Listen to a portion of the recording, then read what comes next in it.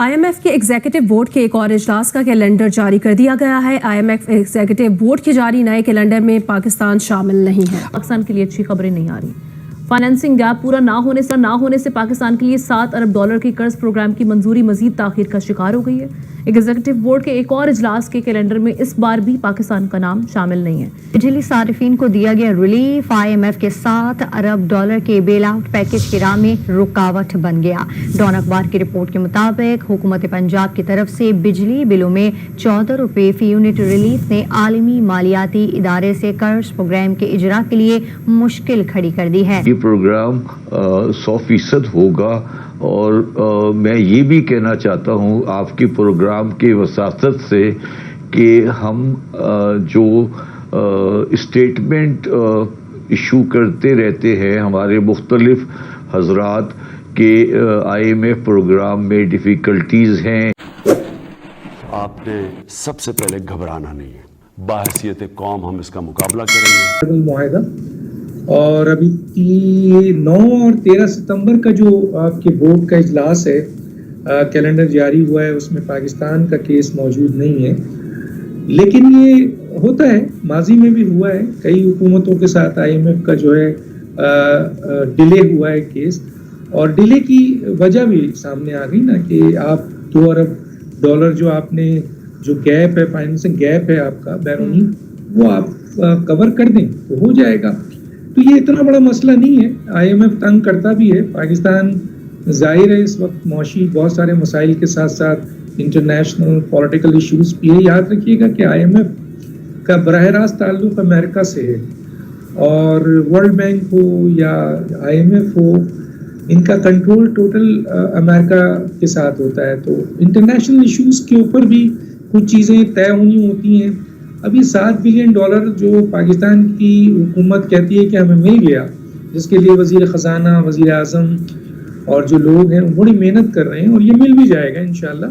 Delay ہوتا ہے ماضی میں بھی، لیکن مسئلہ یہ ہے کہ اور بھی کچھ ایسی چیزیں ہیں جو انٹرنیشنل لیول پر جو انٹرنیشنل ایشوز ہوتے ہیں اس کو سالو کرنا ہوتا ہے۔ ابھی آپ دیکھ رہے ہیں کہ پاکستان 2 کشتی پہ سوار ہے، اور وہ اس کی مجبوری بھی ہے، ایک طرف چائنا ہے اور دوسرا امریکہ ہے، اور سی پیک ایک بہت بڑا میجر ایشو ہے۔ اب آپ دیکھ رہے ہوں گے کہ وہ تمام ایشوز بھی ہائی لائٹ ہو رہے ہیں، جو جیسے ایک طرف دہشت گردی کے بلوچستان کے ایشو آپ کے سامنے آ رہے ہیں، دوسری طرف فائنینشیل جو چیزیں بڑی اسموتھلی جا رہی تھیں وہ بھی ڈسٹرب ہونی شروع ہو گئی ہیں، تیسری طرف جو ہے وہ Iran Pakistan gas pipeline کا جو مسئلہ تھا وہ بھی سامنے آ گیا ہے۔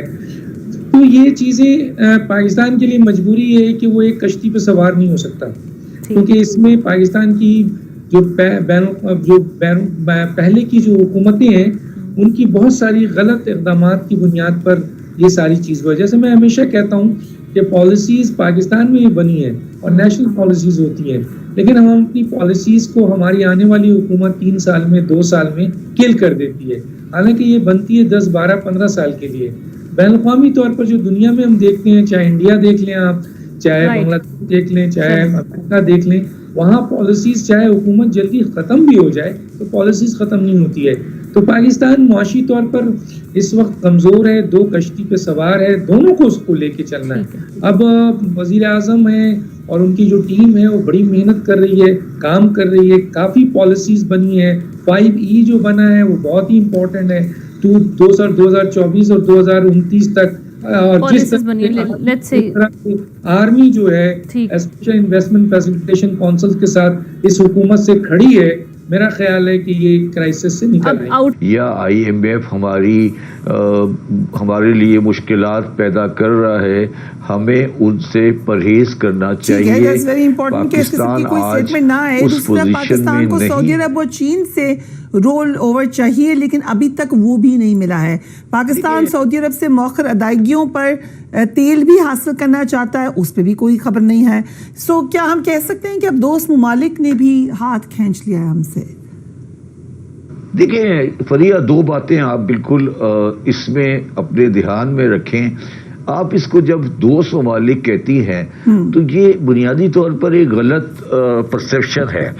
سعودی عرب کی جو بھی فنڈنگ یا فائنینسنگ ہوگی وہ ڈیپینڈ کرے گی کہ اس بارے میں امریکن کی اسٹریٹجی کیا ہے، وہ پاکستان کے بارے میں کس طرح سے اپنی پوزیشنز لے رہے ہیں، اور سعودی عرب اب جو بھی فیصلہ کرے گا وہ اپنے کمرشل انٹرسٹ کے بنیاد پہ کرے گا۔ دیکھیں، جو چیز ہمارے لیے پریشان کن ہے، عام آدمی کے لیے پریشان کن ہے، میرے لیے نہیں ہے، کیونکہ میں اس بارے میں پہلے بھی کلیئر تھا۔ وہ یہ تھا کہ ہم یہ امید لگا کے بیٹھے ہوئے تھے کہ ہمیں تقریباً 10 بلین تک کی فورن ڈائریکٹ انویسٹمنٹ آئے گی جو ہمارے کیش فلو کو بھی ٹھیک کرے گی۔ میں نے اس وقت بھی آپ کو کہا تھا کہ مجھے فورن ڈائریکٹ انویسٹمنٹ کے آنے کی امید نہیں ہے۔